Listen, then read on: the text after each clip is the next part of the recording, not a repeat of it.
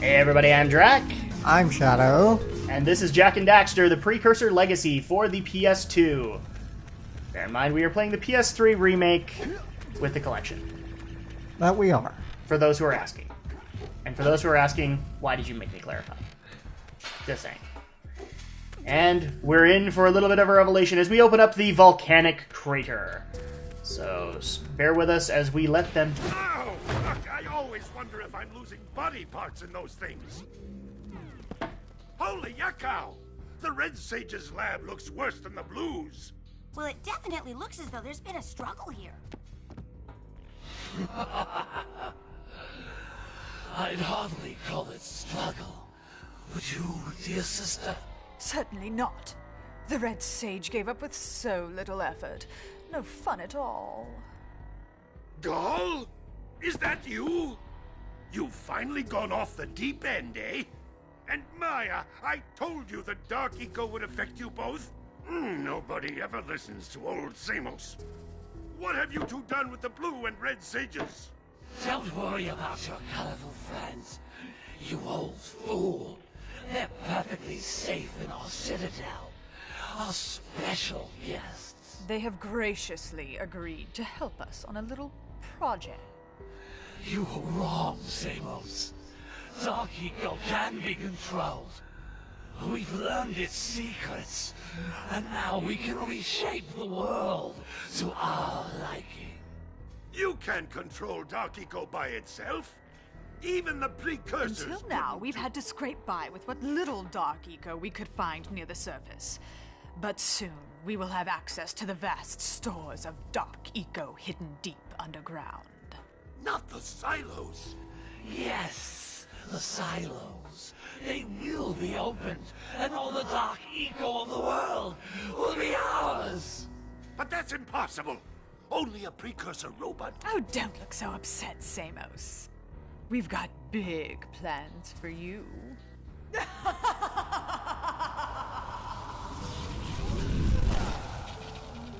Wait a minute!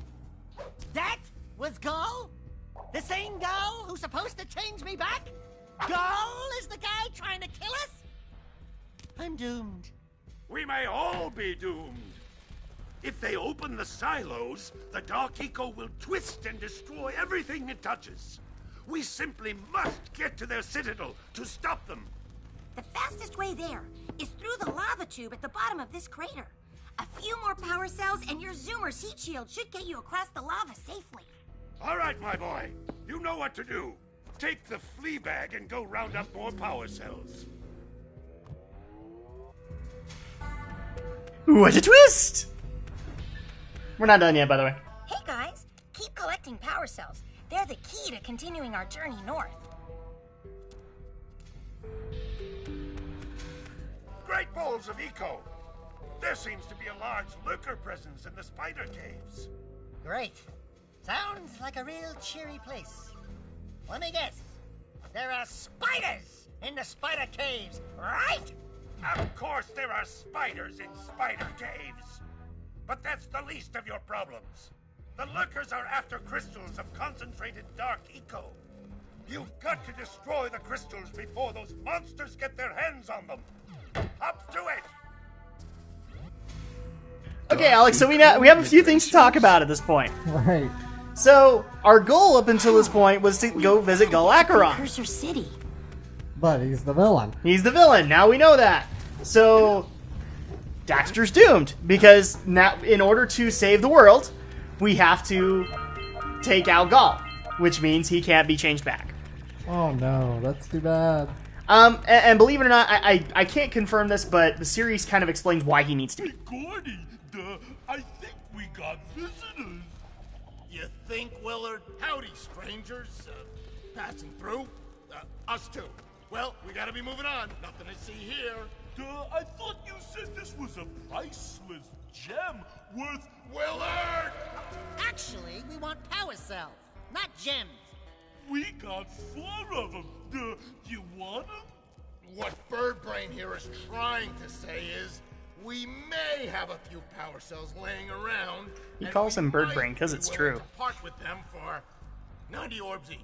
Where have I heard that before? Hey, How do you two geniuses expect to get that big gem out of here anyway? Well, smarty pants, we got 12 more years of digging to figure that out. Gordy, wouldn't it take less time if you dug too?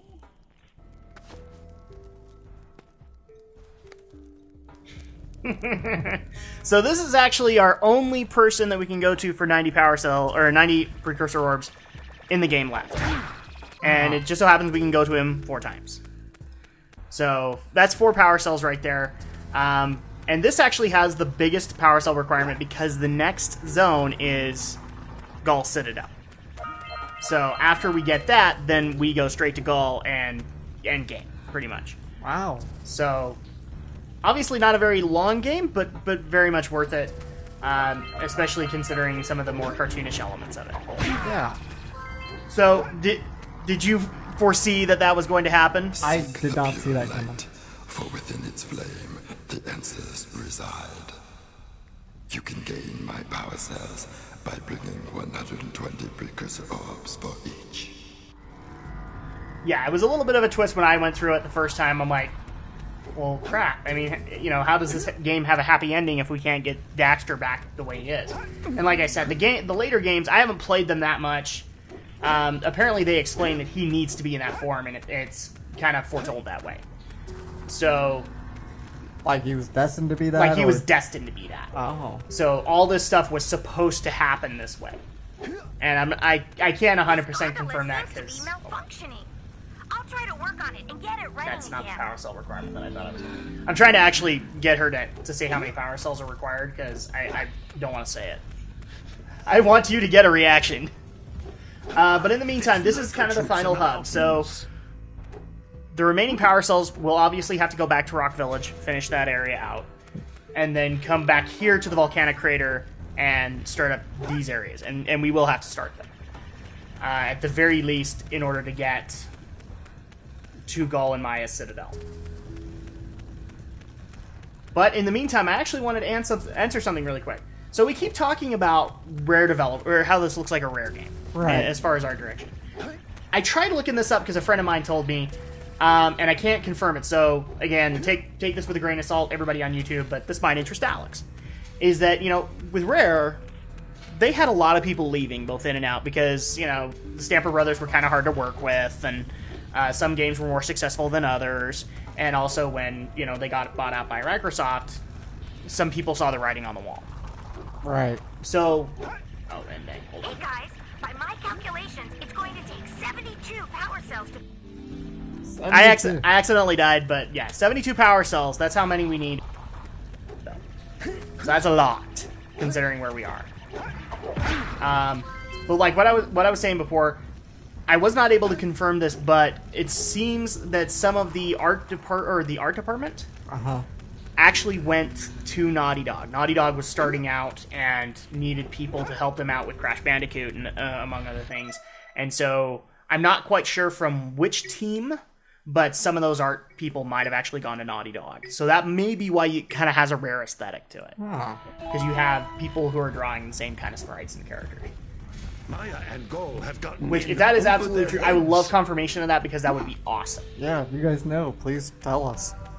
In fact, that would actually inspire me to like write Naughty Dog and say, you need to make more games like Jak Daxter. Don't get me wrong, Uncharted and The Last of Us are interesting looking games, but I think Naughty Dog has done really, really well with a cartoony aesthetic post Crash Bandicoot, and I would like to see more of that. Oh, all right already. And see, now Here's a we're power cell for grabbing this one of the power cells from him, so 3 left. Alright.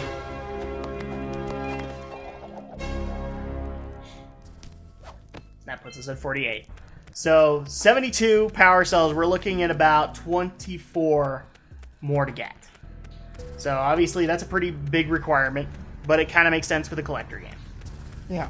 So in the meantime, we are actually going to go back to Rock Village because we have power cells to complete there. And we're going to need every power cell we can get to hit the 72 requirement.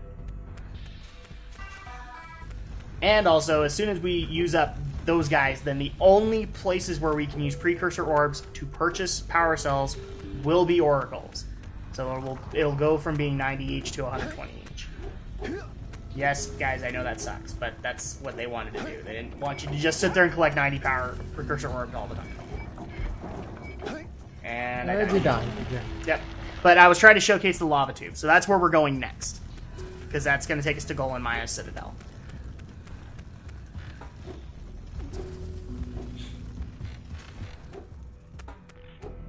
Oh, come on, go through the portal. There we go. I'm thinking about it. There we go. So now we're going back to the Blue Sage's hut. And it just so happens in Rock Village, there was one area we never unlocked. Oh, really? Well, because we'd hit the requirement before we could go there. And we had a mission there and all that. So the other area was Boggy Swamp. The reason we couldn't go there was because Mr. Melodrama cut off the pontoons. And the pontoons are what lead there. So, yes, he's forever earned the name Mr. Melodrama to me. That's perfect. It totally fits him. Uh-huh.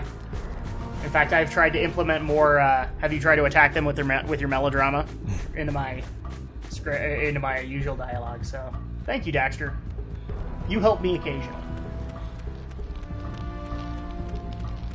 But as you can kind of see, we're getting really, really close to end game here. Pretty much the rest of this is going to be getting the 72 power cells, and then we're just going to cruise through. So once again, to people who have been asking us, no, we are not completionists. We're not doing a completionist run of this thing. We're not going for all 100. That would take a long time, and the ending, in my opinion, is not worth it and not as entertaining to you guys. And I want to give you something entertaining. So that's kind of the downside there. Yeah, not quite like Mario 64, where it's fairly easy to get all the stars. And Yoshi's a lot more worth it than the 100 power cell ending here. So if anything, I will probably just put a link to another video that I think did a good HD look at that, and you guys can see it. But in the meantime, don't be mad at us. We just want to give you what we think is going to be entertaining. And we're back in the Lost Precursor City. Why on earth could we be here? Actually, we missed power cells here. Oh, what else? We always miss stuff. We miss stuff a lot. It's just because it's collector games. You hit your bare minimum, and then you immediately go into the next area so that you can go back and collect some more. I don't know about you, Alex, but this would actually be a good question to answer. We played a lot of collector games in our lives. Mm-hmm. Is that what you do? You want to see the next door, so do you just get the bare minimum and then go back? I think it depends on the game, really. I'm trying to think of some examples of what I've done. I think usually with me, I don't necessarily jump. I try to get everything I can in one level. Mm-hmm. And when the time comes to forcefully backtrack, then I will. Then I'll go ahead and move on. See, and for me, it's basically because I've got this weird fixation in collector games is I want to see the next world. I want to see, how good it gets.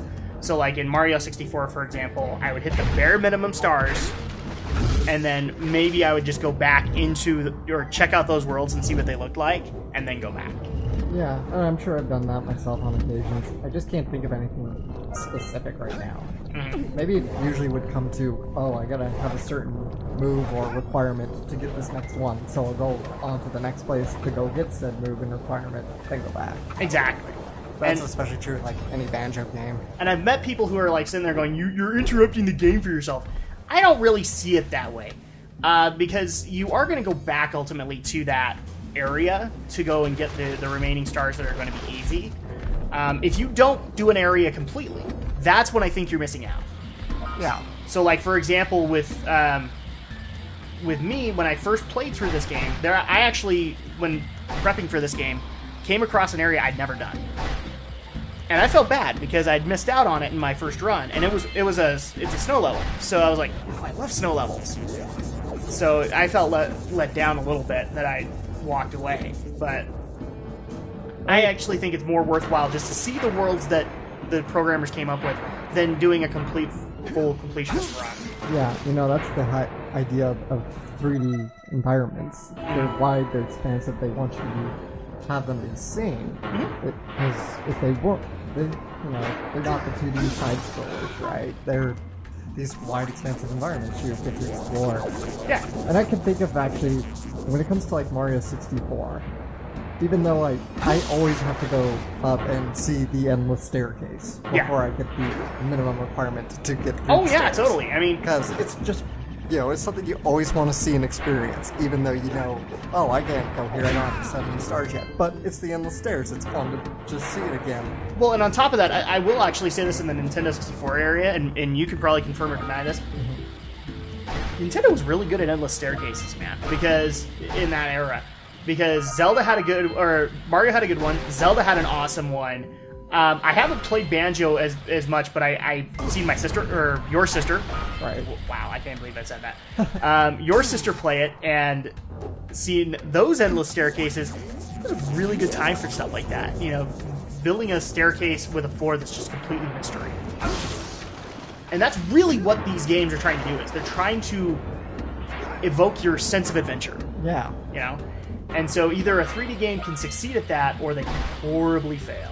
That's actually why I like Banjo-Tooie a little more over Banjo-Kazooie. Is the environments are so much more expansive and large, and there's so much more to see. And I know it's a little complicated to do that with a collection game, but fortunately, the good ones like Tooie, they make it easy to get around these environments with warp pads and stuff. Well, and it's also just interesting to see like what they might do with the worlds they had. You know, again, I haven't really played the Banjo games. I've watched my wife play them, so don't shoot me, guys. But from what I've seen, like what's the first area? Yeah, I'm dying horribly, guys. Sorry. In Banjo-Kazooie? Yeah, it's One of those mountains. No, the outer area before the castle. Oh, Spiral Mountain. Spiral Mountain. There is a difference between those two games. There is a solid difference in how that area looks, and that's a good thing. Alright, now you guys might have noticed the magic cut right there. I had a couple of attempts on this, and I cut them out, because they were stupid mistakes. Yeah, don't fail your run. No, not exactly. If it's like really embarrassing fail, I might cut them out because they cut into time. But as you can kind of see, we've got a pool of Dark Ego right below us, and we've got to run so that we don't get swallowed up. It's a chase. It's a... There's a name for it, I cannot remember. Like see, I would call it a Wind Waker scene because Zelda has done it too. That's the only comparison that comes to my head. I mean, lots of games do this kind of thing where there's an advancing trap. I guess you could call it... I think the main word is indie escape. If you escape from something advanced. It could be, yeah. The indie escape, that's what TV tropes dubs it. Yeah, because the pool of Dark Eco could be the boulder, and yeah, okay. Yeah. I can see that. Something Sonic is very famous for, their indie escapes. Oh, yes. And that's another thing I gotta go back to Sonic about, is I really like the expansive worlds they've done in a lot of later games. Even though, unfortunately, in 06 they take forever because you're so slow, but I would not mind, honestly, a return to the expansive worlds. That actually brings up an interesting question, because you're a Sonic fan. Yes. Have you been following the stuff with this new Lost World game? Yes, I've been hearing about it. And what do you think about it so far? There's not much to say because they haven't really shown The only anything. thing I've seen is like maybe kind of a mock trailer and the rumor of 6 new characters.